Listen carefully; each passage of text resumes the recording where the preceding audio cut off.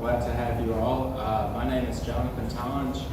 I'm a member over at St. Luke's in town, and this is Ron and Megan in the back, and we are all part of the diocese's Commission on Human Trafficking, and have been together for a few years and have created a training that we're taking around to different churches and putting these on, hopefully throughout the diocese is the goal.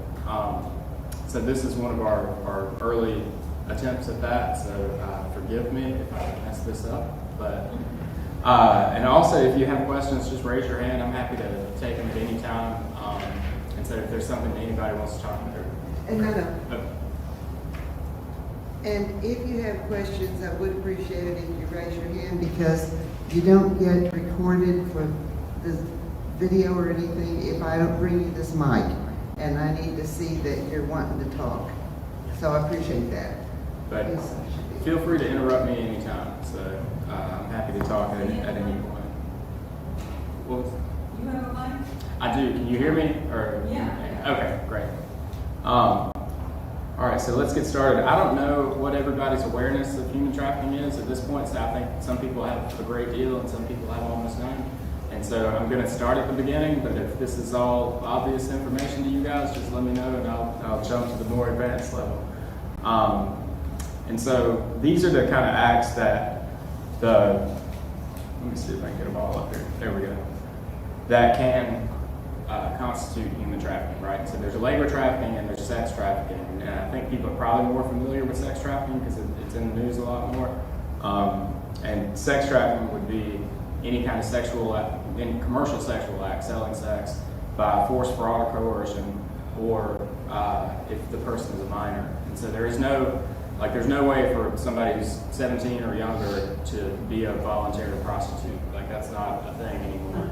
And so if a minor is selling sex, even by themselves, then the person that pays for sex with them is sex trafficking them. Like, that's how that works. And so it's okay for a minor to choose to go and sell sex under the law. For labor trafficking, like recruiting, harboring, transporting, and providing, that's the kind of stuff that I think more people think about when they think about human trafficking, because they tend to think about the fact that people from one country are moved into a different country to work, and that happens a lot. But it doesn't, like, human trafficking doesn't require anybody to be moved across the border. And so, like, somebody could leave this church and go to work, and they could be trafficked at that job right here in Atlanta. And that's how that would work. And labor trafficking is kind of the same, where if you're getting somebody to perform work for you by force, fraud, or coercion, then you're trafficking them. And what that can look like a lot of times is, if it is immigrants, it's like taking their immigration papers, it's threatening them with deportation. Domestically, it could be like those, like there's certain sales jobs where, they give you a place to live and you're out on the road, like the people that come to your house selling like pest control or like alarm systems, those kind of things.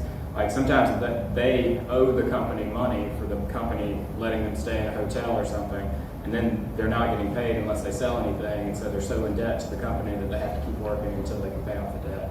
And that's labor trafficking also. And so like there's gradations of it that can change. But yeah, it can, there's the sex acts, agriculture work, like in South Georgia where there's a bunch of farms, there's been some pretty high profile incidents of a lot of those workers are basically kept on like a prison farm system, and then they work and then they come in and they don't let them leave. And it doesn't mean that they're not getting paid either. Like you can be paid money for your job and also be trafficked. And so one of the ways that it happens is if you're not paid what you're supposed to be paid, like they promise you this much and they only pay you half of that. But yeah, whether or not you're paid doesn't change the fact that you may be trafficked to work, right? So there is a line somewhere between a crappy job and a trafficking job. Purely technical thought. Oh, yeah. It doesn't need to be recorded. The lapel mic, if you move it to the middle, it's changing a lot when you turn your head. Thank you. Thank you. Yes. I'll probably be facing this way, so maybe I'll just it's a little more do it there. consistent. Yeah. Thank you. So let's see. I think that we have, and so that's the best estimate right now is that it's a $150 billion business. If you take human trafficking altogether, it's the second fastest growing crime in the world, just behind drugs as a whole. But But that, again, includes labor and sex trafficking put together.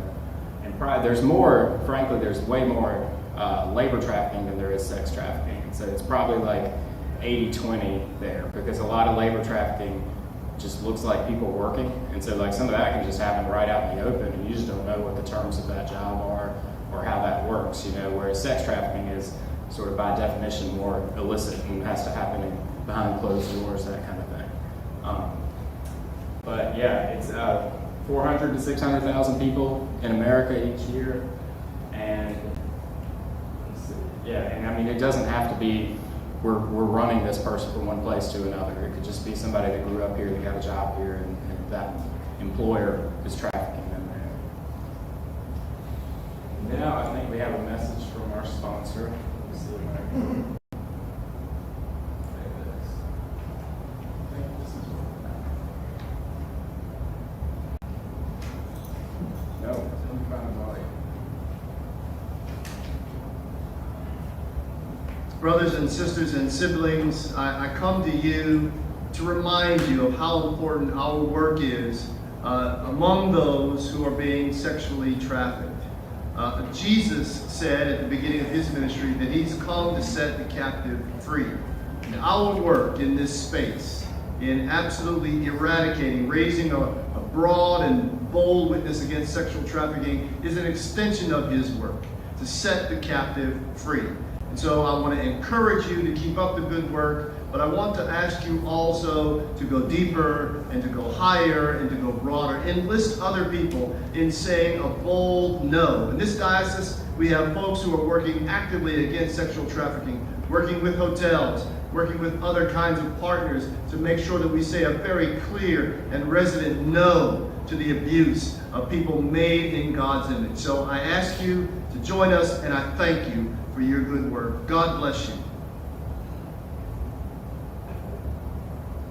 I guess that reminds me also that just a little about my background. When he said hotels, that reminded me.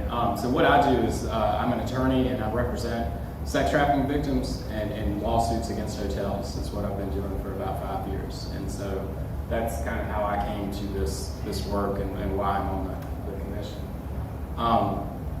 So again, this is just getting into the different kinds, but all of this stuff would constitute human trafficking. And so internationally, like in Africa, you do get a lot of the child soldier situation. In different countries, India and places like that, there are a lot more forced marriages. Arranged marriages can be one thing, but like a forced marriage is where a parent usually tells the child who they're going to marry, and usually that situation is for money. And so essentially, a family could be selling their daughter or whoever to another family to be the wife, And so the forced marriage is an issue in some countries. It's not really one that comes up in America very often. And then the involuntary domestic servitude is actually something that does come up in America a lot. And it's, from the outside, like it's a lot of like au pair situations, it's a lot of nannies, it's a lot of like in-home care.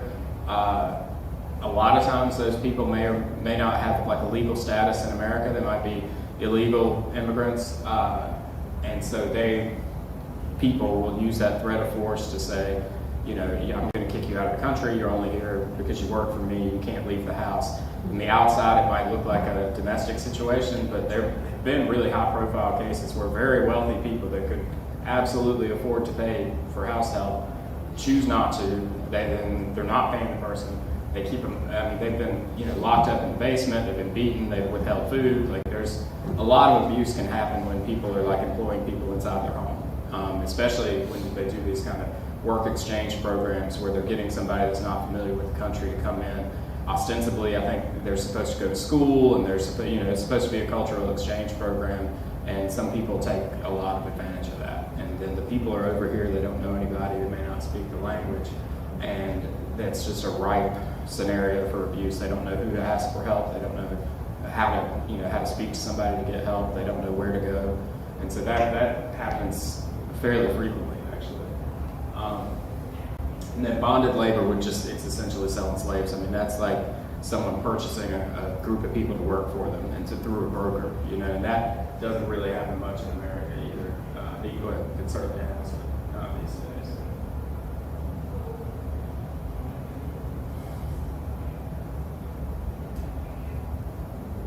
So yeah, these are, and debt bondage would be in other countries, Middle East, India particularly. You're not supposed to be able to come into America having paid someone as a broker to get you a job here. Like it's fine to be recruited and to get jobs, but you're not supposed to be essentially bribing people to give you a job in America. And that's what the debt bondage is a lot of times, is people in like, I know there's one case in India very well, which was after Katrina, when people were doing, fixing the oil rigs off the Gulf Coast. So they needed a lot more welders, basically, and we got hundreds of welders, maybe thousands of welders from India, and what they were doing was paying a broker over there, and it was very competitive, and so like he was essentially, could run an auction on how much people could pay him to send them to America to be welders. So they do that, so now they're in debt to that guy, and then he sells 500 workers to this company, Signal International, in Louisiana, and then they employ them here, and they kept them in you're not really an employer running an honest work if like you keep all your employees in a chain link fence area with barbed wire on top of it. But that's what they were doing for years, and they took their papers and they promised them green cards. They promised them permanent U.S. citizenship, which is also against the law. Like you can't tell people they can get that. You can't promise them that. And so that's kind of how the debt bondage system works. And they made millions and millions of dollars. Just the broker did.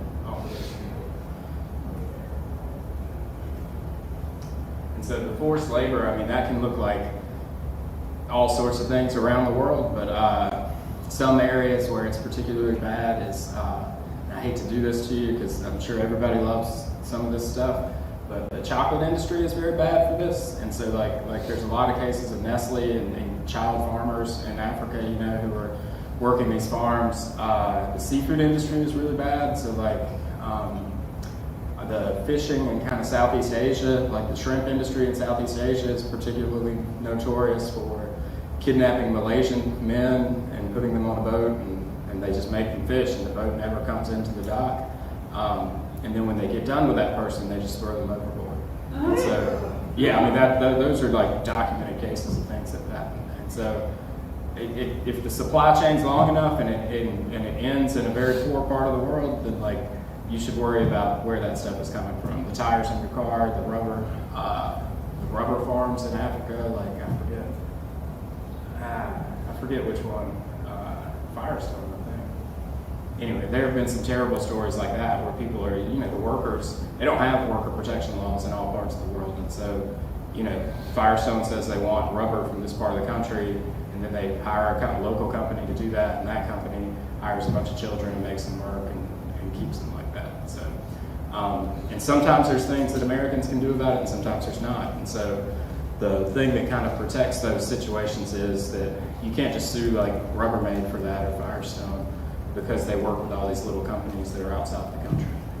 They're not supposed to have human trafficking in their supply chains, but if it's a big enough business in a poor part of the world, they probably do. Is the scenario.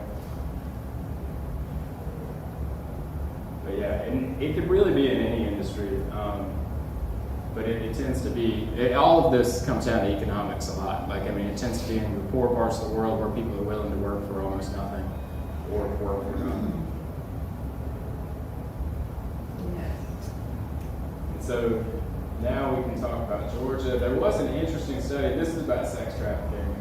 In Georgia, the labor trafficking, like I said, a lot of it would be concentrated in your agricultural industries, so it'd be farming in different places. There was a big bust in Vidalia about one of the onion farms that was using they had smuggled in a bunch of people from Mexico and had not declared them or weren't paying them. And that was a big bust. And you very rarely see the companies charged for labor trafficking, oddly enough. You'll see some individuals, you'll see the broker, you'll see the guy that got people from Mexico get charged, but they tend to, I think it's a resource and a focus thing, but labor trafficking is way larger than sex trafficking, but a lot more people are arrested for sex trafficking than they are for labor trafficking. And that's just a policy choice, it's a resource choice, and we only have so many police officers who can do so many things, and so the state has chosen to focus on sex trafficking, but I think it's because labor trafficking is harder to spot and it's harder to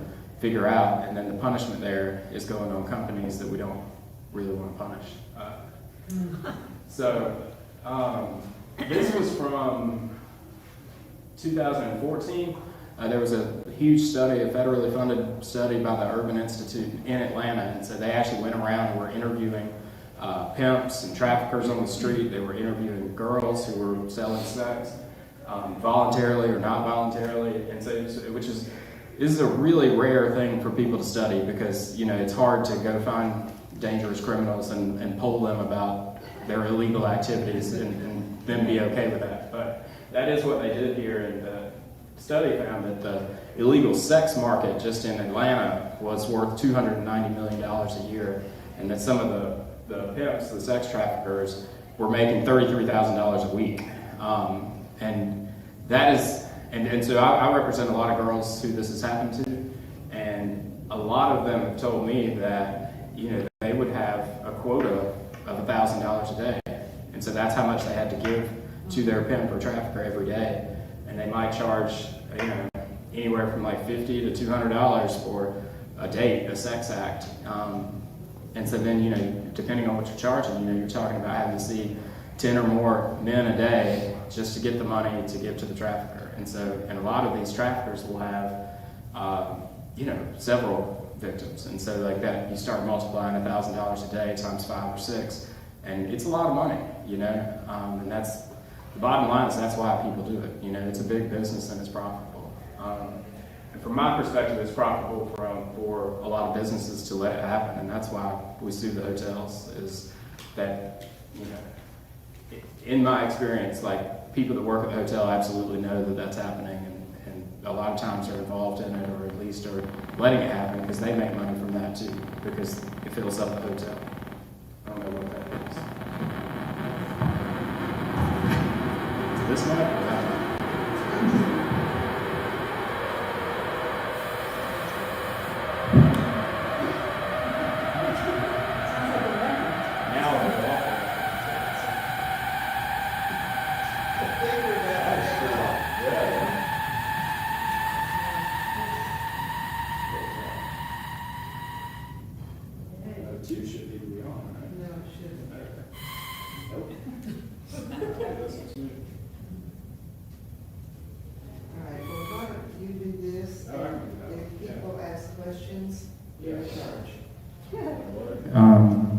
Kind of gotta eat this mic.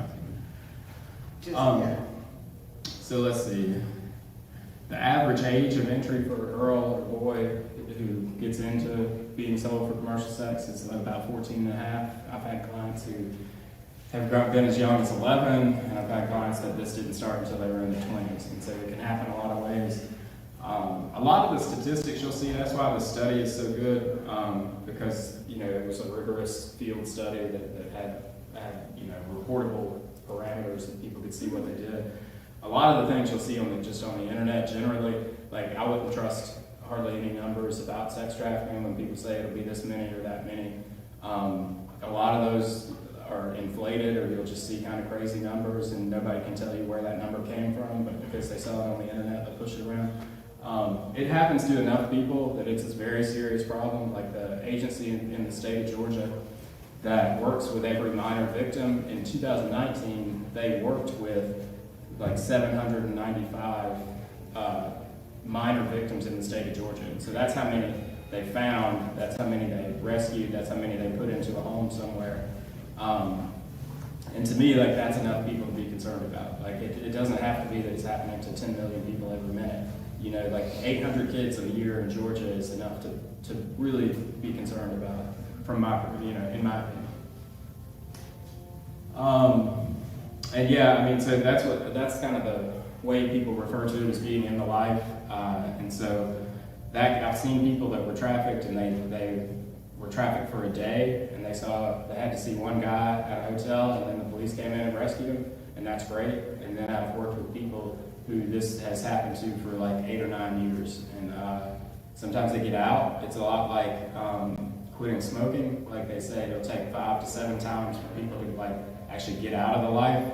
Because if you're the kind of person that this has happened to, you're probably not well off. You don't have a lot of money when you get out, and now you've been traumatized and you think the only way that you can get money is to do this, then you might do it independently, and then if you do it independently long enough, you'll probably meet another trafficker, and then you're back in that scenario, and it's this kind of repetitive cycle, sort of like how domestic abuse victims will stay with their abuser for a long time, and there's good, there's bad, and then they get back in this circle where it just never stops before they can get out of that.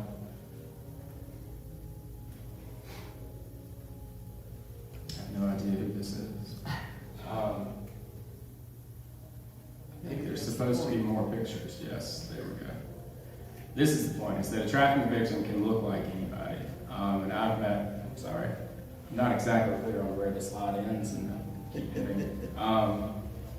And yeah, there are people who are very successful people now that wear suits to work all day, and that's something that happened to them.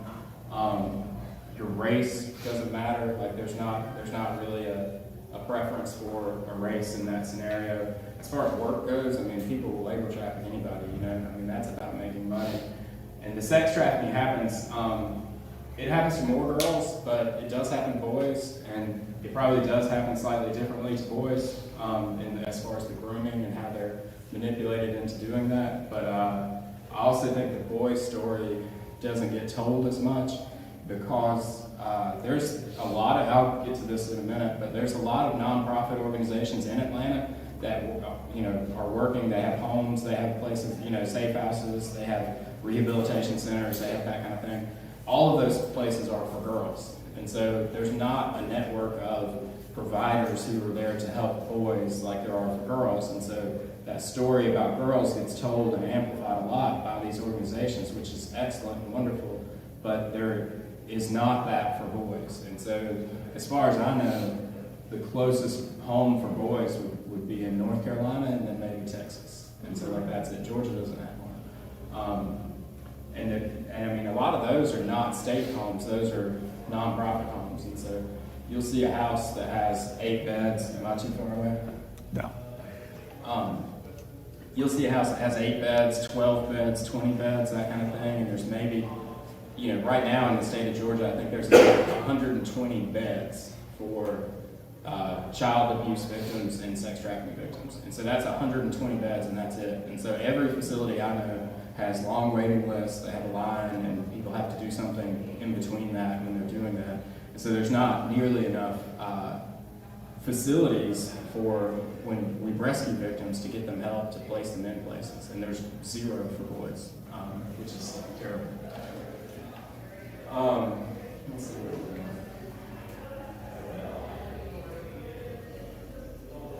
So these are, like I was saying, the kind of places it works. I can talk to you about hotels all day long. That's what I do for a living. Massage parlors and spas. I've represented probably 70 or so different victims of sex trafficking. I've never represented a person who was international in that, and the reason is similar to the reason why it's hard to hear about boys' stories is most of those organizations work with they only speak English. Most of those organizations don't, have interpreters. They're not doing that. And so the international people that the massage stuff happens to, which is extremely common, and it's common in Atlanta, and when you drive by a place that has blackout windows and 24-hour massages, that's what's going on there. It's not even hard to you can look online at their reviews, and you can see guys telling the other guys that that's what they'll do at this massage parlor. And so it's not even I wouldn't even call it an open secret. I would just say that it's open, that that's what happens there. But when those people get rescued, one, they're usually here illegally and they get deported, even though they're not supposed to be deported. We're not supposed to deport trafficking victims, but we do that all the time. They don't speak English, they don't know our system, and when somebody tells somebody that they're going to kill their family back in Thailand, that might actually mean that they're going to kill their family, right? That threat means a lot more to a person who's not there than it does to somebody in Atlanta who says, no, I'm going to tell the police about that, because there's not much the police can do about somebody getting revenge back in Thailand or something like that. And so those victims don't get the help that they need either, basically. I've never even met one. I would love to represent somebody like that, but I don't encounter them, and I'm constantly in nonprofit spaces and where victims are. And they're just not getting the help that they need either. And there are lots of victims in the massage business. The hotel and motel based stuff is that, I mean, that's what I know all about, and I can tell y'all which hotels, but basically it's like that Red Roof on North Druid Hills. We just had a big lawsuit about that hotel in a trial, but it's the kind of places typically that you would think. It can and does happen at all sorts of places, and so I've had clients that, you know, have been in a W hotel or a Westin or something like that, but it's typically like they went there for a brief period and they left, whereas at some places they would stay for months and months, and the employees are getting paid, managers are trading sex with girls to give them free rooms, like that kind of thing. I mean, it's like, if you run a small hotel, like, you know what's going on there. When 10, 20 guys show up every day for 20 minutes at a time in a room, you know, like that's what happens. And so, yeah, and it's really where it's super common is, I've got a map like in my office where, kind of like the crazy people on TV with the threads, you know, and all that. And I have for every hotel that I know about a good bit of trafficking from my clients, I put a flag there. And when you step back, it's every intersection, every major intersection on 285, right? That's, so like there's a bunch of hotels right off the exit, like right there, then that's where it happens, right? Like that's because traffickers want an easy getaway. The buyers that come there, they don't want to be stuck in traffic getting out of the spot, right? Like if they need to leave, they want to leave and be on 285 or 75 or something like that. And so it's those kind of busy intersections where it happens on purpose, you know? I'm trying to think, around here would be like the Tucker exit. That Tucker exit where there's a Master's Inn and a Motel 6 and a America's Best and a Knight's Inn. I have probably 15 people that were trafficked in that intersection. Like, I mean, it was, yeah, that's a very busy spot. And then Memorial Drive where it hits 285, Lawrenceville Highway, 78, all those, that's where it's busy. And I think people think that Atlanta's busy because of the airport. And it is. There is a lot of trafficking down by the airport. And that's typically poor kids from like East Point and College Park because like they're just getting trafficked right down the road. It's up in the northern suburbs a lot. And that's because there's a lot of people. It's just like any other business. You take your business where your customers are, right? And there's a lot of people in the northern suburbs and in Atlanta who pay for sex, and they pay for sex with adults, they pay for sex with kids, and that's what they do, and so that's why it's up there. You know, if there wasn't the demand, if people weren't interested in buying it, they wouldn't be selling it there, you know? So it's much broader than just Atlanta has a busy airport, and so that's why we have trafficking. Like there are a lot of victims down there, but there's more victims in Cobb County, North Fulton, and Gwinnett than there are down at the airport. And then, like we talked about domestic work, because that's something you can really hide within your own home, and that's kind of why I think people get they get a power trip or some kind of idea that they have this person that is theirs now, and then I think some people that leads them to just do whatever they want to that person. And so there have been some horrific stories about what people did to domestic workers. And then agriculture, I think, makes more sense, like you understand that, but it's people typically taking advantage of people that cross the border from the south and need work, and usually there's a labor broker. I mean, they're not just picking up guys at Home Depot, you know, they're contracting with a guy who says, I can bring you 50 people from Mexico, and like, that's what he does, you know. And if you can do that legally, there's legal ways to do that, and then there's illegal ways to do that, and so it depends on the kind of company. People go to homes for that. Pornography videos can be coerced. And yeah, these traveling sales crews, I met with a girl recently who did that, and it was for like some kind of national pest company. It was like a big company, and she, you know, signed on to work, and so then they're keeping her in. Well, the reason she called me is because she was in this terrible hotel that I've seen before, and so that's where the pest control company put her up, and they put her in a room with 8 guys, and there's 2 beds, 8 guys, and they said that's what you have to do. And they were charging her for the room, and she hadn't sold anything, so she just owes them money off the bat, right? So as soon as she has a job, and they don't pay those people by the hour, and so like they don't have an hourly wage, like minimum wage doesn't apply to sales workers like that. And so if you never sold anything, all you're doing is owing the company, and you never quit. And she called crying and wanted to go back home. You know, she had just graduated and thought this was like graduated high school, and she thought, I'm going to get out of the house, I'm going to leave my parents and do this or whatever. And it went as badly as it got. Luckily, I mean, nothing terrible happened to her in that room, and we did get her home. But that stuff can happen really quick, you know. And that's a line I really don't know whether that was actually trafficking or not. Like, we called the company and they said they weren't going to charge her, and we got her a flight home. But I don't know, you know, that's a close call between, like, is this like the worst job you could possibly have, or is this like intentional labor trafficking? And I'm not sure. That was kind of a close gray area to me, because you can do that. I mean, a company can pay for your lodging and charge you for it, you know, under certain circumstances. And the question is, when does that become coercive? Like, when are you holding it over their head? When are they working there only because of this threat or because of the situation that you created for them to be in? You know, like, you create this situation where you've taken away their options. You know, like, that's when it becomes labor trafficking. And so there's a lot of gray area and a lot of fine lines that you would think about there. The restaurant and food services, I mean, that can just be, I mean, there have been, I'm trying to think, I'll ruin another good thing for you.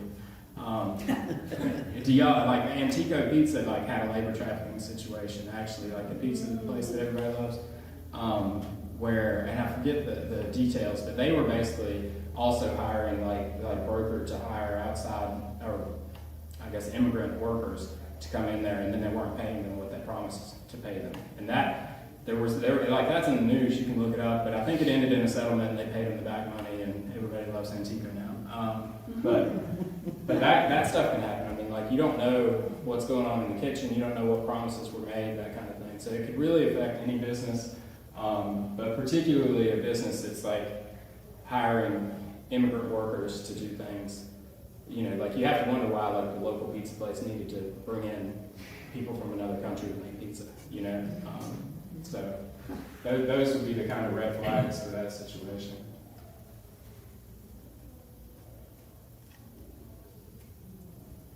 And yeah, this is some of the ones that we have talked about. Yeah, nursing homes were a surprise to me, actually, too, but it's, a lot of the things are, it's when the industry uses a lot, when the industry pays low pay anyway, and they're using these labor brokers. Like, you know, it's like the jobs where, like, you're saying I need 50, like, not RNs, it's RNs. NAs. They're worth more, yeah, like the kind of assistant people that aren't getting paid a lot, that are, you know, changing bedpans all day long and that kind of thing. If you're calling a company and you're saying I need 20 people like that because I can't find them in the local market and I don't want to pay more to get people locally, then, like, those are the situations where it can be coercive. And it just depends on the details. Like, so labor, my brother is in staffing, and, like, I don't think that he traffics people, you know, but that's the kind of place where it could happen. But he actually does healthcare stuff, and so it's like, the more money people make, the less likely they are to be trafficking victims, you know? And so it's usually for jobs that are paying less and less. Construction usually is the same way, is because you'll see a lot of people internationally there. A lot of people in the kind of building homes business are not here legally. And so anybody that's not here legally, like, it doesn't mean they're not working a fine job and, like, making fine money, but, like, just that fact makes them more vulnerable to a situation where that kind of coercion would happen, where, like, you can't walk off the job because your boss took your passport or something like that, you know? Summer camps I was surprised about, but not all summer camps pay their people, and it's all, like, so trafficking happens because people are vulnerable, right? And so, like, if you think about it, like, the kind of people that work at summer camps are kids, right? Kids are almost de facto vulnerable all the time because they're kids, you know? And so if your workforce is 14, 15, 16 years old, like, guess what? Like, some adults take advantage of that situation, you know? And so all of these businesses kind of come back to the place where you're getting people involved who are vulnerable. And some people will take advantage of people that are vulnerable, and some people won't. And so that's where the difference lies, right? I worked at a summer camp when I was a kid, and it was great. But not all people have that experience. And so any place where your workforce is a vulnerable population, that's where it's risky. That's where it could happen. That's where it does happen. Doesn't happen everywhere. Like, not all forums do that, you know. But the temptation could be there. The commercial cleaning business can be really bad also. Commercial cleaning businesses, people have like a super high incident of rape and sexual assault. Like if you're a night janitor or something cleaning a building and you're a woman, like that is a really risky position to be in, apparently.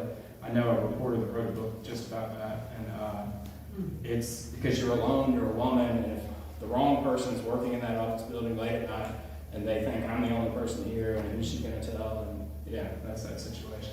Vulnerable people are hurt.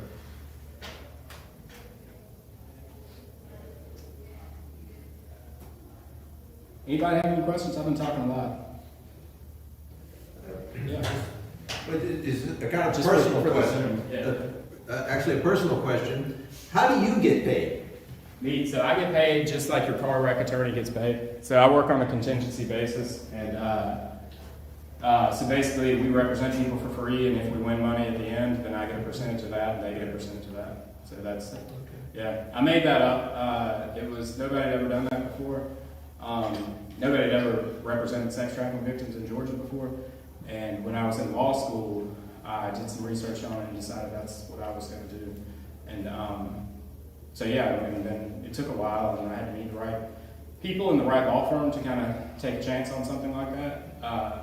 But we did, and it was pretty risky, and we made $0 for like 3.5 years.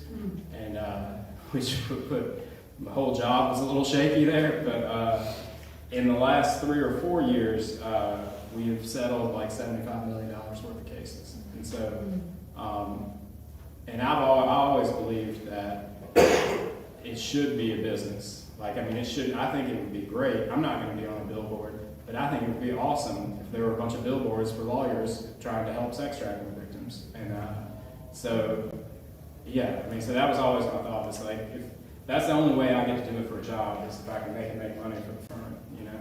And so that was my plan, and that's what happened. There's still not a lot of lawyers doing this, and it's because working with deeply traumatized people is really hard. Yeah. I was just wondering if at some point you could talk about the process of grooming. Yeah. Yeah, and that's kind of what this is, actually. This is a slide that was, and we have these. If y'all want to look at this closer, y'all could just pass them down if you want. This is taken from a kind of well-known wheel of power and control that had to do with the domestic abuse, domestic violence, like a spouse being violent, and it's been modified for trafficking. And so these are the different ways that people can be groomed, controlled, and manipulated. And so, you know, and it can go around, but a lot of times with minors, for example, like minor girls anyway, because that's what I know a lot about, then the trafficker is somebody who is a boyfriend. The trafficker, they're finding a person who is vulnerable, who has not had, you know, enough attention, not had the love and affection that they should have. They're in de facto custody, they're in a foster home, something like that. And so if it's a teenage girl, a lot of times the trafficker starts out as a boyfriend who tells them he loves them, and they're going to be together forever. And then, you know what, we're really in a tight place, and so now I think, you know, what I need you to do is to make a little money for us, and I know a way to make money. And then it starts that way, and after that happens a few times, then it's, I'm the only person that knows you did this. You know, aren't you ashamed of yourself? And like, then they sort of start flipping it around to where they make them feel guilty and ashamed for what they did, and their parents would know, and people would find out. And then that can just, you know, the whole romance situation can go away entirely, and they, you know, can become violent. They can do all sorts of things. But a lot of times with kids, like I would like 80 or 90% of the time, there's some initial part where it's a supposedly loving relationship.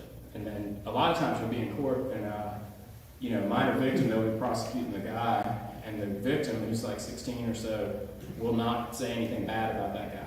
Like they'll say, no, he was fine, he wasn't my pimp, I love him, we're gonna be, you know, they're still saying that at the end. So like, I mean, they believe that for a long time. And so that's probably the most common for female sex trafficking is that. I think on the boys' side, I've done some research on that, and it has more to do with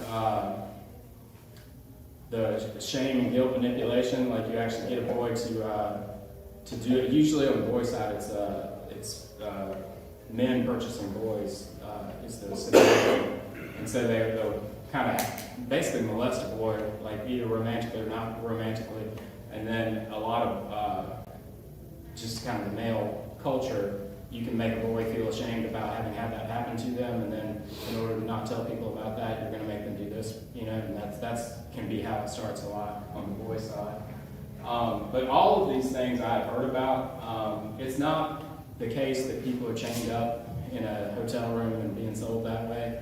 It's that the grooming process, the mental manipulation makes people believe either they love this guy, they have to be here, they don't have any other options, they're so, irredeemably broken that they can't, like, where are they going to go? They can't go back home and tell their parents this is what has been going on. And so they'll have, you'll see, people who are in a hotel with a guy, and like the guy leaves, like he might leave for days, and they're going to keep working and stacking up money for that person. And they're going to give him money when he comes back. Like they're not running to the police. They're not trying to get help. They don't know that they need help, But what they do is they sort of, isolation is not just physical isolation, like they're locked in a room. Like they take away the other parts of your life. And so they cut you off from your family. They don't let you talk to your friends anymore. They throw away your phone or get you a different phone. You don't have anybody else's stuff. And eventually your whole existence depends on this trafficker person. And then like once that process is kind of complete, like the trafficker doesn't have to even try that hard. Like that the person is in there then and they're not going to try to get out. And they can get arrested. I've seen plenty of that where they get arrested and tell the police it's their boyfriend and like nothing bad is happening and everything's fine. And then the girls always get arrested. The guys never get arrested. So the girl will get arrested and all the drugs the guy's selling, the girl says those are mine, and then the girl gets charged and the guy gets off, that kind of thing. But they think they have to do that at that point. And sometimes it's a weird family cult situation. Some of these guys are very charismatic and very, powerful speakers, really. And then sometimes it's more physical, and like, I have plenty of clients who trafficker told them that, he would kill them if they left. And so that's also a way to keep people doing what you want. But all of these things can happen. What traffickers are good at is recognizing the vulnerability. And so the vulnerability can be an emotional vulnerability. It can be that, you didn't have a good home life. You didn't have loving parents who were there for you. Your parents are on drugs or something like that. It could be a drug addiction. I have lots of clients who have drug problems, and sometimes that's created by the trafficker. I've heard of that, where the trafficker introduces them to things like crack cocaine and stuff like that. And then after a while, like, that's your source for that. Again, like, he's the only person that provides you with what you need. And so I met a victim who testified in a case, actually, who she testified in court that she was being sold for sex willingly, and that's what she wanted to do. And she gave the money to this other guy, but he gave her drugs, and so that was on her. And I don't believe that to this day, but that's what she believed, and that was like 6 years after the thing happened. And she still thought that was an okay choice that she made, or not an okay choice, but that was her choice, and she made that choice. And it was, there was nothing coercive about working for drugs and paying a guy money for it. And so that can go on, forever. And that's like the ultimate trick, right, is to convince people it's their fault that they're in the situation they're in. And then they don't blame the trafficker. Probably, like people say that this can happen to anybody, and technically that's true. There are risk factors that make it much more likely to happen to some people than other people, and probably the greatest one would be foster kids, people that are in state custody, and particularly like if you run away from that situation, then like you are incredibly at risk for this stuff happening. And so like if you're in state custody, like that already means a couple of things. It means that your home life was not great, your parents are not able to take care of you, and so you ended up in custody for some reason to begin with, and so they're not going to come look for you. They're not there probably to help you out. The state system is incredibly underfunded and it's just not good at all. They're not the people that work there. I think there's a lot of amazing people that work at DFACS, but it's a broken system, and girls go into that system and they end up getting trafficked at like an alarming rate. And there are guys, I've heard this happening from multiple people where they can't keep them, they can't lock them in a house, I guess. And so they have these group homes where there'd be like a dozen girls staying. And so that it's just apparently very easy for them to walk out. And so they'll walk out and leave and just start walking down the road. And then there are guys who know where these group homes are, who hang out there, and they will just drive and pick them up. Like they just need a ride and they'll pick up a girl just like that. And then they get a 14-year-old to drive around Atlanta. And so that's insane. But that's the people that are probably at the most risk, right? And they call them throwaway kids. That's what they call kids like that. It's kids who are, nobody's going to come looking for them. Nobody's going to call the news. You know, like if somebody kidnapped my kid, like I'm going to call the news and I'm going to raise hell about it. And I'm going to tell everybody on earth, you know, and that's not the kind of person traffickers want to have. They want to have the person that that the family is not going to do that. They're not going to call the police. They may not even notice that they're gone, you know. So that's what puts people at risk. It's much less likely to happen the higher up the income ladder you go. And so it's typically middle class and below that it happens to. The middle class people, it's often like a drug problem. Like a child gets addicted to drugs somehow, and then that might go on for a while, but until they meet the wrong person, and that person's gonna, you know, a trafficker recognizes vulnerabilities, and they recognize that vulnerability, and they say, look, I'll give you all the drugs you want, but you need to stay here and work for me, and that's what they do.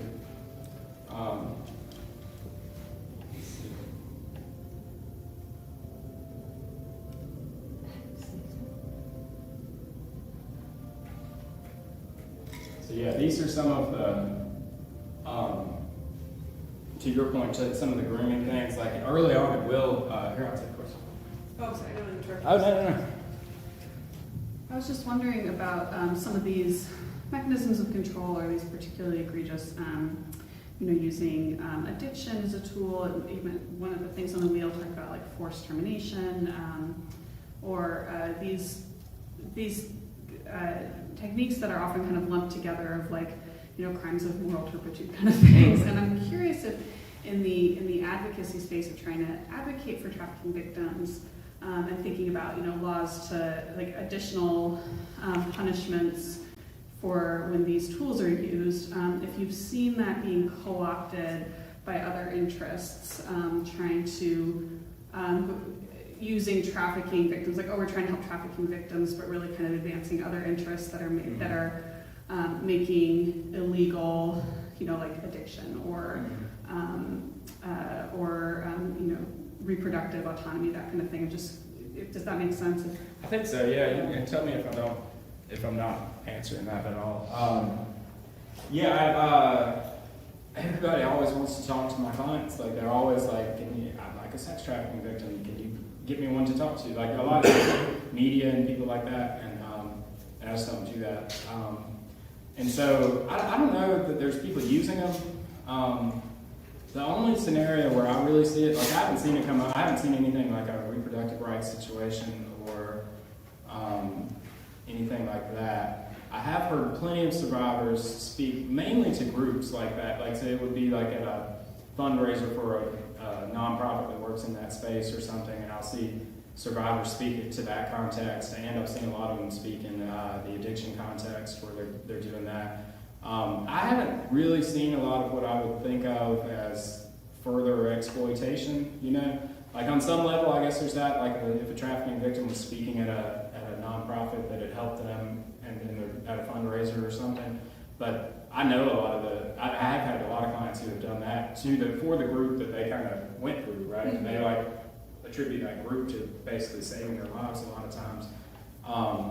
But I've never really seen it where I thought that was, like usually the person wants to do that. Like I have a lot of clients who do, like they'll call me and ask if they can talk to a group, and that's fine. So I haven't really encountered anybody that I know of who has been, sort of pressured to do that when they didn't want to. A lot of them do want to share their story at some point, and if they get some healing from that. So I think you said that we have a commission on sex trafficking in the Episcopal Church. Can you tell us specific things that they are doing? Sure. It's in those slides. We don't run out of time. I need to hurry up. I'm sorry. Yes, what we did we created this training, essentially. Before this, there was a soap project. I don't know if y'all remember from the Super Bowl, when the Super Bowl was here. And I went to that. I was not on the commission then. And they organized that. And the soap group is actually a really interesting one where they put messaging around like soap bars and toiletry items like that, and then they go deliver them to these hotels so that, you know, in the bathroom, a trafficking victim might see the hotline number to call, that kind of thing. It took probably a year for us to make this training here, and now we're in the rollout phase. So that's mainly, we're in a training and awareness kind of phase is what we do right now. What time is it? Do I need to really move? Let's see. I've already kind of covered the kids who are the most at risk. Yeah, for kids, it's like if they suddenly are carrying around a lot of cash, you know, they're getting gifts from people, and then it's sort of unexplained injuries would be things to look out for. Teachers see a lot of things. My wife is a high school teacher, and you can see that kind of, like, it happens when a kid sort of suddenly shows up, totally changed. Some of that is just adolescence, but these are the kind of things you might look for in a child, in your child even. If these kind of things started showing up. Tattoos, man, I mean, these guys will have like their name tattooed on their face or neck. They'll have loyalty written. They'll have like particular brands that mean things with gangs. There's a great group in Atlanta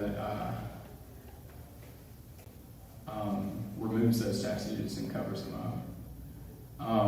So this is some of the behavioral signs of sex trafficking, which is like a lot of times they're subordinate to the guys, and so like a lot of them have rules where like you can't look another guy in the eye, and so like there would be like a guy and like 3 girls walking around, and the girls, they can only look at him and he'll speak for them, and like so if they're checking into a place, you know, they'll ask the girl will show her ID because the trafficker never wants to have the room in his name.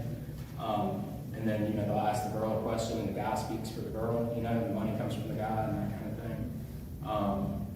But yeah, and it can also be women. I don't mean to say that traffickers are all men. The customers are almost always men, but there are plenty of women who have trafficked younger girls also. Let's see. Yeah, and a lot of times they do take their ID also. But it'll be, and usually they don't have a lot of luggage either, so it'll be these people kind of walking around with the kind of skimpy, flashy clothes and staying in hotels and things with no luggage for a long period of time. And I would say the physical trauma is definitely true, but a lot of guys like have a rule where they don't hit people in the face, right? Because like this is what you're selling, you know, and so like it's not. I totally had clients with black eyes and things, but I've heard of that rule from a lot of people, and so they will like hit them around the body, right, where it is actually maybe covered up or whatever, and so traffickers are cognizant of that also. Yeah, I mean, sexually transmitted diseases, the branding and tattoos, I mean, people are really into tattoos now, and so like it's hard to tell, you know, unless you're actually able to see what it says or what it is, you know. My paralegal has arm sleeve tattoos, you know, and so I don't know. What all that means. I have had, the clients end up pregnant a lot, and a lot of them have had several abortions from when they were doing that, because pregnancy is bad for business, right? There's less people who want to have sex with a pregnant victim than someone who's not.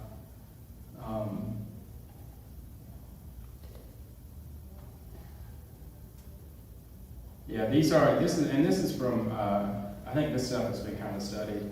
But, you know, men who have had affairs are kind of more likely to purchase sex. I don't know the percentage of men who have purchased sex, because that's, again, one of those questions that, like, men aren't going to answer honestly. And so it's kind of hard to study, but I think I've heard it somewhere around, like, 20%, which is, like, a lot of men, right? So, like, if you're in a group of 10 men, like, there's maybe 2 of them, you know? I mean, that's kind of shocking, but that's not something that people talk about a lot. There is, like, a link between, like, pornography consumption and purchasing sex that kind of desensitizes you to the fact that people may be coerced. STD, lack of impulse control, prostitution is victimless crime. That's a very big one actually. There's like a website online where these guys talk about it. anonymously. They review women and they talk about where they purchase them from other. It's like a group chat thing, and they all believe that every girl is out there doing it because she wants to. And so, because that's what they need to tell themselves to make themselves not feel guilty about it. I would say you ask this of people who come to your house, literally. Like these salespeople, like, could you leave this job if you wanted to? I mean, that's like a real thing to ask. Like, they annoy me, and like a lot of times I just won't answer the door or something. But if it's a young person trying to sell you something, like, it's worth asking. Like, are you all right? Are you in an okay situation? Could you leave this job if you wanted to? And see where that conversation takes you, because if the answer is no, then you ask the correct, that's something you call the police about, you can do that. How do you, where do you sleep, where are you living, that kind of thing. With the sex trafficking victims, again, you're more likely to see them in a hotel, but probably, I don't know, probably not a hotel that y'all are staying at, is my guess. No.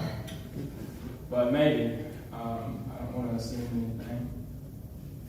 But really, a lot of what you don't want to do is like insert yourself between a trafficking victim and a trafficker. Like, there's a phone number at the end of this. You can call that number and report it. You can call the police and report it. But like, nobody in this room needs to be the vigilante that's going to like get between a very potentially violent man and the person who's selling. Like, you want to call somebody that is trained and equipped to deal with that situation. And that's never ever anybody that I'm speaking to. So like, don't ever think that you're going to talk your way into getting a victim away from the trafficker. That would be a very dangerous situation. Trauma-informed care is about, that's how I try to practice law, but it's about, really the number one thing about it is recognizing that the person you're dealing with in whatever capacity has been traumatized, and everybody is traumatized, and not everybody is traumatized. People that are traumatized are all traumatized in unique ways. So being trauma-informed means being curious about the way that the trauma has affected their life and how you need to think about how you interact with that person, and so for one person, they might talk all day about it, and like they're processing that, and that's helpful to them. And for the next person you talk to, you might can talk about it vaguely and generally and at a very high level, but if you go into specifics, they're going to fall apart, and you need to be curious about knowing the difference in that. So if you are ever working or meeting with trafficking victims or people who are traumatized, being trauma-informed means, knowing and recognizing that they've been traumatized, and being curious, asking questions to determine, like, what's the best way that I can interact with you to make this easier? If we're going to talk about this, what can I do to be sensitive to that? Is essentially what that is. And that really, you can do that with a lot of people. This is Marty Kemp. She's an Episcopal, but the Grace Commission is her deal, and she's created this commission of like nonprofits and law enforcement and state leaders who are working on, and they get a lot of press actually. So when you see the governor doing things around human trafficking, it typically comes out of the Grace Commission or the group that put together the recommendations for, we need to change this law to be this, or we need to provide money for that. And they have done that. Yeah, they passed a civil cause of action. They protected, they made changing names easier. So like you used to, that's one of my clients that had that law changed, and you used to have to inform like your spouse, and you had to publish in the paper that so-and-so is changing their name from this to that. And so like for domestic abuse or trafficking victims, that's a real danger. You're just telling the world like, hey, I'm changing my name because this thing happened to me. But if you tell everybody about it, like, you're not really protecting yourself. And so now trauma victims and trafficking, like domestic abuse and trafficking survivors, can change their name without having to do that, which has been a plus.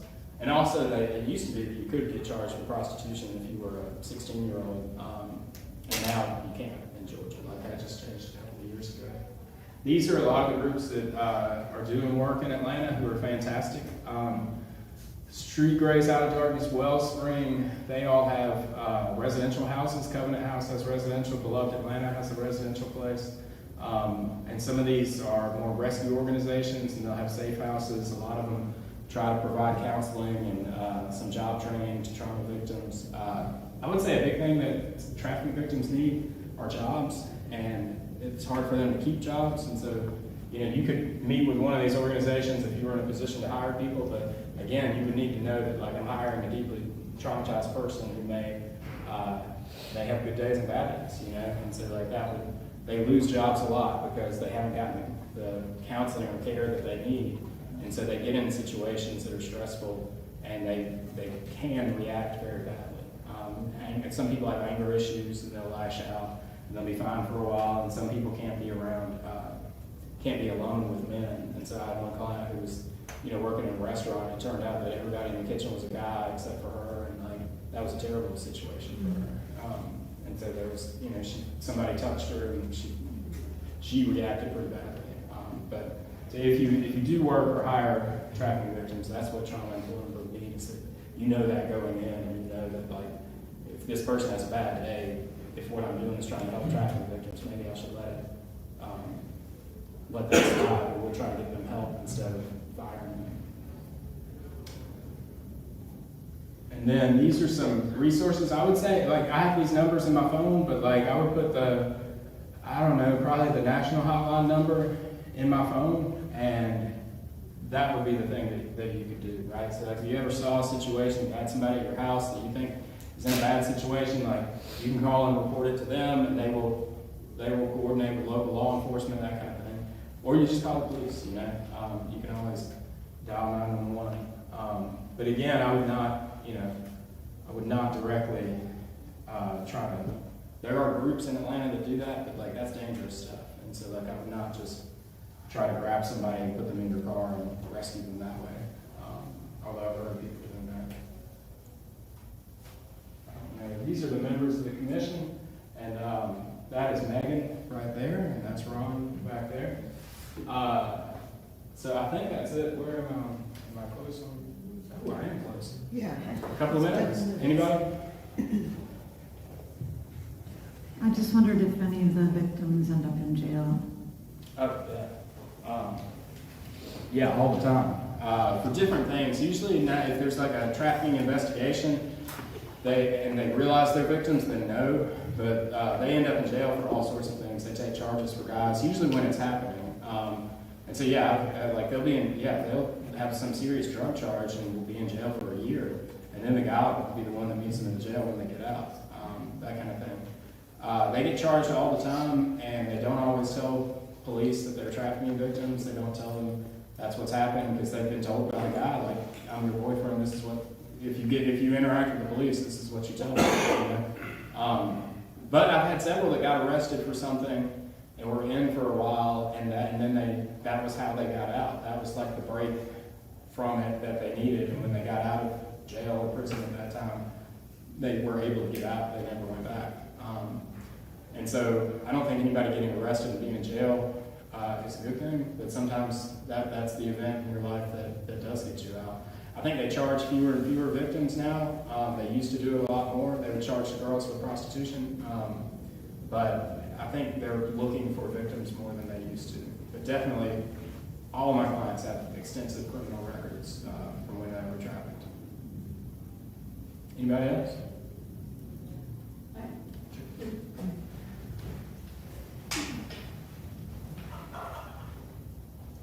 I should have asked this question before you got into the sexual abuse, but every Moe's restaurant has Latinos in back of it. And I was there yesterday, and a young lady who didn't speak English, maybe she knows what cheese and lettuce are, but and she had half of her teeth gone, and she didn't speak any English. People around her had to help. And now you made me very much aware, are these people coerced to be there? Right. Yeah. I'm sorry about that. Yeah, the more you know about this, the more things are ruined for you, generally.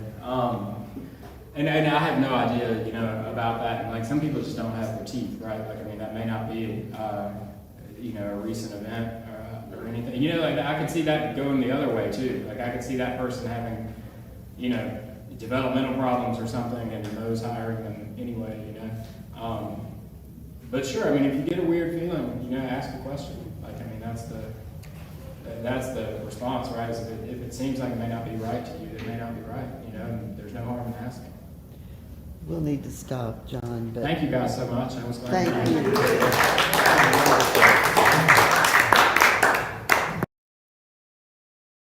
You don't have a hot